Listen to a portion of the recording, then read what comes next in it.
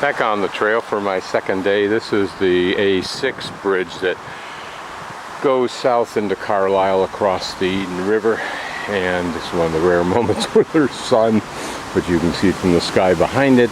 Don't get overly confident. Very, very windy last night, very windy now, and I make my way in this direction. And this is the steel bridge that takes us across the river. And as you can see, it didn't take long for the sky to completely cloud over here. The wind persists, but another interesting day. Theoretically, those acorns indicate Hadrian's Wall, but whether it's this asphalt little trail or that one there, I don't know, but there's an interpretive sign, so we'll go take a look at that first. Well, if I'm following the instructions correctly, or the map correctly, this should be the Rickerby Castle. It's now a lodge, I guess. In the background we get a hint of the strange, I got the ideas they were pinnacles or something on the building. Can't see any of that yet, but this is certainly an old-fashioned looking building down here that we'll pass in a moment with the faux Roman and columns, etc. Certainly those narrow slots suggest firing slots for like a bow or something.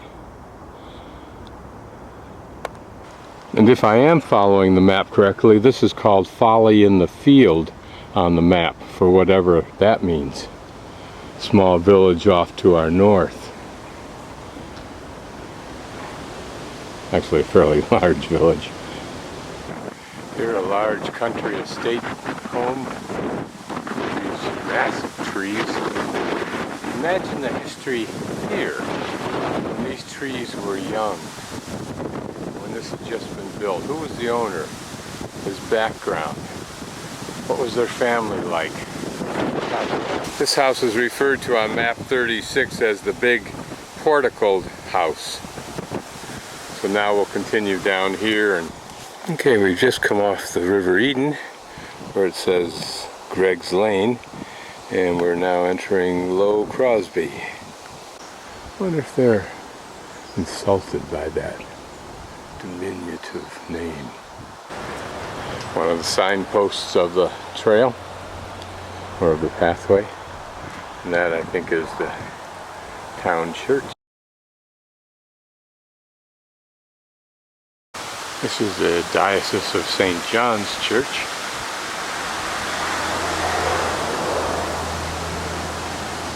Here, very interesting one. I call it pretty. Headstone, well maintained, so it may be relatively recent. Sadly, they may have died in a car accident because they both died together on the same day. Pretty one, but the irony is on this tree behind, it's heavily marked up also.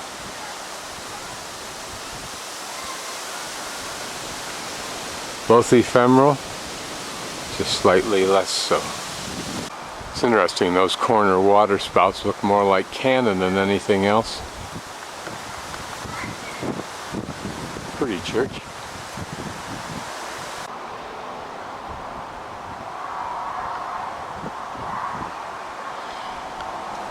Imagine all the times these people that are buried here entered this church. Each in their different stages of life, and going through different stages of life, never quite articulating in their mind that they would then have a stone here placed in these spots. This is a very beautiful stone commissioned by her husband, Robert, for Jane Ann, who died at 50. Back in 1834 is when Robert died, sometime after that. And some just look like they're designed to impress by sheer size, if not phallicism. That's P-H-A-L-L-I-C. I don't know if this ditch that's paralleling this road, which presumably is the path of Hadrian's Wall path that I'm hiking, is in fact a valley. And this farm raises little Shetland ponies. Aren't they cute little guys? Little piece of farm machinery, don't know what it is. It's 1958 is the date on that label there from the Jack Olding Company.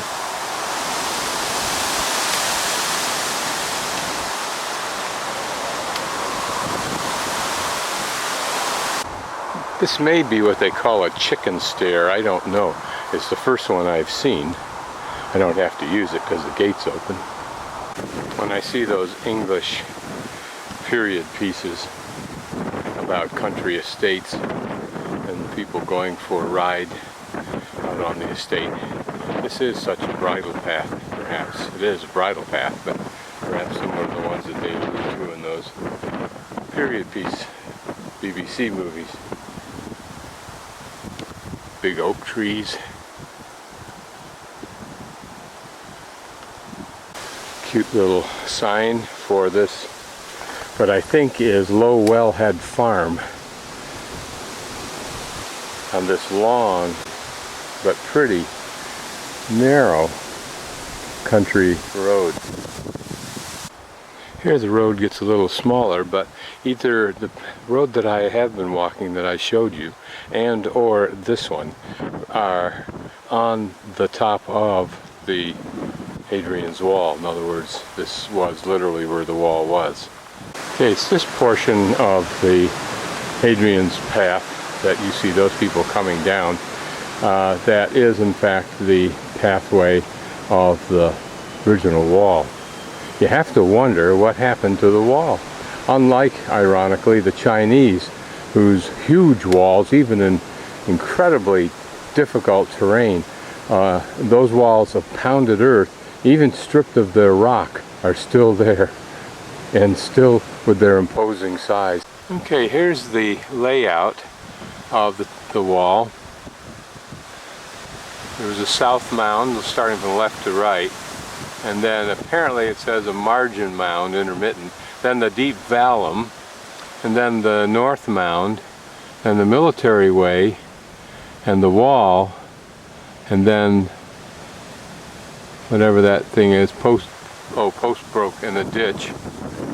Now that I had my glasses on, the post holes and the ditch. The post holes were something that I don't think Julius Caesar originated the idea, but he certainly used it. And it was just vertical poles, or poles put in at an angle, sharpened, and put into the ground as a barrier for attacking troops. And in a moment we're going to see an example of this. Okay, the rain's starting to come down now, but so we're standing on the wall now, and you can see a vallum off to the left, that ditch. And there are apparently other ditches around. You can see something that looks like a depression over there. And the interpretive sign was not too clear as to what those will be. I'll have to stop, the rain's getting to the... So here the ditch to the north, and it is called apparently the ditch when it's on the north side. And then the wall, and over here was a quarry. I'm not sure if the quarry was this hole that we see or if it was beyond, but the ladies were telling me this is where the site of the quarry. And you can see here the ditch running along the right side or the north side, but then there's a mound, and then there appears to be even still another ditch. Now, how much of this is original topography, or even topography in the last 2,000 years, is a good question.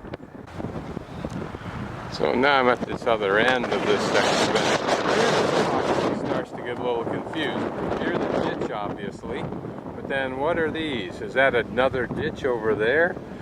Is this just a product of erosion in the last 1,800 years? Good question. But what a nice historical spot for this, what looks like a fairly large complex.